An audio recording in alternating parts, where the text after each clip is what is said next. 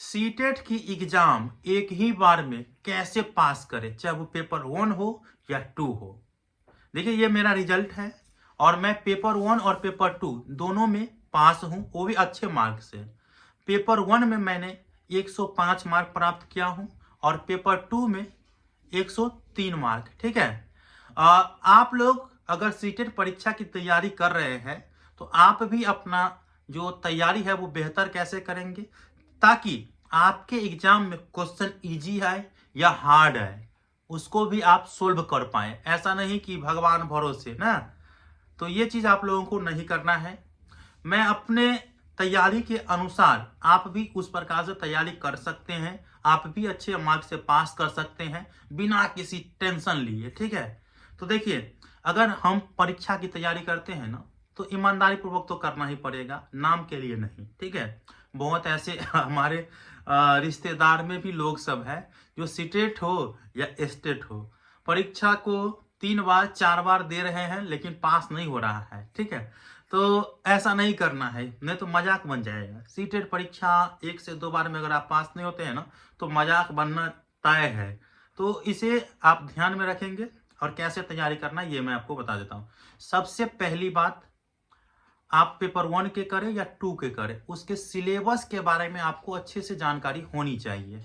अगर आपको सिलेबस ही पता नहीं है तो फिर आप उस परीक्षा में पास भी नहीं कर पाएंगे।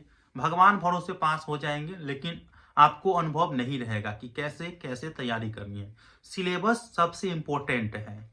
इसके बाद अगर आप क्लास नहीं कर रहे हैं ना तो ऑनलाइन के माध्यम से हो या ऑफलाइन के माध्यम से हो, आपको क्लास करना चाहिए। ठीक है। यूट्यूब पर फ्री वीडियो बहुत ज्यादा अपलोड रहता है टीचर का सीटेट को लेकर के, तो उसका क्लास आप लोगों को देखना पड़ेगा। ये है आपका जड़ मजबूत करेगा कि कहाँ कौन से निगेटिव पॉइंट होगा, कौन से पॉजिटिव पॉइंट होगा और किसे याद रखना जरूरी है। वो सभी जब क्लास होते रहेंगे उसमें जब बताते रहेंगे टीचर तो अच्छा रहेगा। ये चीज आपको याद रखना है। ठीक है। इजी क्वेश्चन का जवाब सब लोग दे देंगे और जो हार्ड क्वेश्चन रहेंगे जब तक पढ़े नहीं रहेंगे ना तब तक मुश्किल ही है देना। ठीक है। झटहा मार के चला गया तो अच्छा बात है, वो तो भगवान भरोसे हो गया, लेकिन अनुभव नहीं रहेगा। ये चीज है, सिलेबस की जानकारी रहना चाहिए। ऑनलाइन हो या ऑफलाइन हो उसे आप लोगों को तैयारी करना जरूरी है। ठीक है। और सप्ताह में आपको प्रैक्टिस सेट देना जरूरी है। ये समझिए कि आपके कोचिंग संस्थान ऑफलाइन चल रहे हैं ना, तो ऑफलाइन में आप लोगों को प्रैक्टिस सेट देना जरूरी है। ठीक, ये आप याद रखेंगे। देखिए, आप अकेले अगर सेट मारते हैं ना तो उसमें, और जो आपके कोचिंग संस्थान में सेट हो रहा है या परीक्षा हो रहा है साप्ताहिक, उसमें अगर आप लोग दे रहे हैं तो लाखों आकाश पताल का अंतर हो जाता है। ये समझिए ना कि आकाश पताल का अंतर हो जाता है। क्यों? अकेले देंगे तो टाइम अनुसार आप नहीं दे पाएंगे। ठीक है। टाइम अनुसार नहीं दे पाएंगे, साथ में उस वैसा फीलिंग भी नहीं जगेगा कि हम परीक्षा दे रहे हैं। लेकिन जब आप कोचिंग संस्थान में 5-10 लड़कों के साथ अगर आप प्रैक्टिस देंगे तो उसमें क्या होगा कि हमारा रैंक पता चलेगा कि हम कितने पानी में है या उससे ऊपर है। ठीक है। तो ये रैंक पता चलेगा और अनुभव भी होगा। जिस क्वेश्चन का आंसर नहीं दिए रहेंगे तो वो फिर टीचर लोग डिस्कशन क्लास कराएंगे और डिस्कशन में आपका सभी डाउट क्लियर रहेंगे। तो ये है कि आप लोगों को क्लास करना जरूरी है और क्लास वहीं पे आप लोगों को ऑफलाइन ज्वाइन करना है जहाँ पे सप्ताह में प्रैक्टिस सेट हो, अर्थात सप्ताह में टेस्ट सीरीज का आयोजन हो, साथ में उसका डिस्कशन हो, तभी आप ऑफलाइन क्लास ज्वाइन करिए। नहीं तो वहां पे जाने से भी फायदा नहीं है। नहीं तो ऑनलाइन आप लोग ज्वाइन करिए। ऑनलाइन में तो सप्ताह में ये क्या डेली प्रैक्टिस सेट चलता रहता है, तो आप जहां भी जिस भी प्लेटफॉर्म पे प्रैक्टिस सेट मारना है मारिए, अपना अनुभव होगा। ठीक है। लाइव मारिए तो अच्छा रहेगा। ठीक है। दूसरी बात, अभी तक जितने भी सीटेट एग्जाम हुआ है, तो यदि आप पेपर 1 की तैयारी कर रहे हैं या पेपर 2 की तैयारी कर रहे हैं, जिस भी तैयारी कर रहे हैं, तो जितने भी एग्जाम हुआ है ना तो उसका जो भी प्रीवियस है उसको आप सोल्व करने का प्रयास करें और टाइम के अनुसार सोल्व करने का प्रयास करें। अगर 2.5 घंटे का एग्जाम होता है तो हमें 2 घंटा लेना है। ठीक है। 2 घंटा 15 मिनट में हमें कंप्लीट कर लेना है। वैसे स्ट्रेटेजी बनाइए आप लोग, तभी हो पाएगा, नहीं तो नहीं होगा। क्योंकि यहाँ पे टाइम का ज्यादा इंपॉर्टेंस रहता है और पाबंदी भी रहता है। तो आप लोगों को अभी घर बैठे ये समझना है कि 1.5 से 2 घंटा या 2.25 घंटा में हमें अपनी जो टेस्ट सीरीज है उसे समाप्त करना है। ज़्यादा टाइम लगाइएगा तो गड़बड़ हो जाएगा, ठीक है, क्योंकि वहाँ पे भी बहुत ज़्यादा टाइम लगेगा।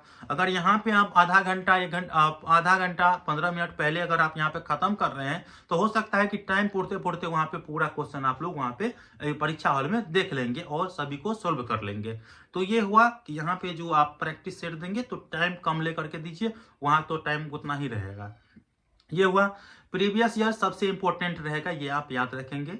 अब मैंने जब परीक्षा की तैयारी किया तो मेरे पेपर 1 और पेपर 2 दोनों का जो भी प्रीवियस ईयर क्वेश्चन था ना, मैंने 2 से 3 बार उसको ऑनलाइन के माध्यम से हो तो मैं अपने लैपटॉप से या मोबाइल से देते रहा, और ऑफलाइन के माध्यम से हो तो मैं अपने कोचिंग संस्थान पे देते रहा, ठीक है। तो इससे मेरा अनुभव पता चला। और जब परीक्षा देते थे तो 50-60 स्टूडेंट रहता था, उसमें जब 5-10 में मेरा रैंक आता था तो अच्छा लगता था कि नहीं, तैयारी थोड़ा अच्छा लग रहा है।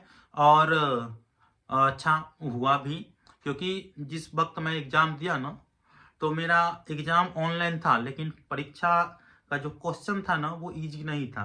अगर मैं इजी क्वेश्चन को सोल्व करते रहता और लापरवाही से अगर तैयारी करते रहता तो फिर उस परीक्षा को हम पास नहीं कर पाते।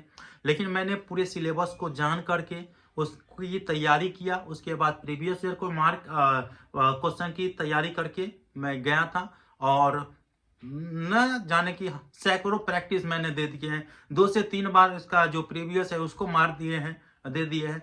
तो अनुभव कहाँ से कहाँ है। तो हुआ था कि 10 से 15 मिनट पहले मैं वहाँ पे बैठ जाता था परीक्षा हॉल में, ठीक है। उसके बाद सभी लोग देख करके, सर आपका रिजल्ट देखना है, भाई देख लीजिएगा, रोल नंबर लिख करके गया, पर कॉल करता है, सर मेरा नहीं हुआ, आपका हो गया। तो ये सब होता रहता है, ठीक है। तो एक ही बार में तैयारी करना है तो इस प्रकार से तैयारी करें, और पास करना है तो इसी प्रकार से, ठीक है। तो मिलते हैं अगले वीडियो में, तब तक के लिए धन्यवाद। चैनल को सब्सक्राइब कर लीजिए, इंपॉर्टेंट अगर आप लोगों को क्लास की जरूरत होगी तो कमेंट बॉक्स में बता दीजिएगा। मिलते हैं अगले वीडियो में, तब तक के लिए धन्यवाद।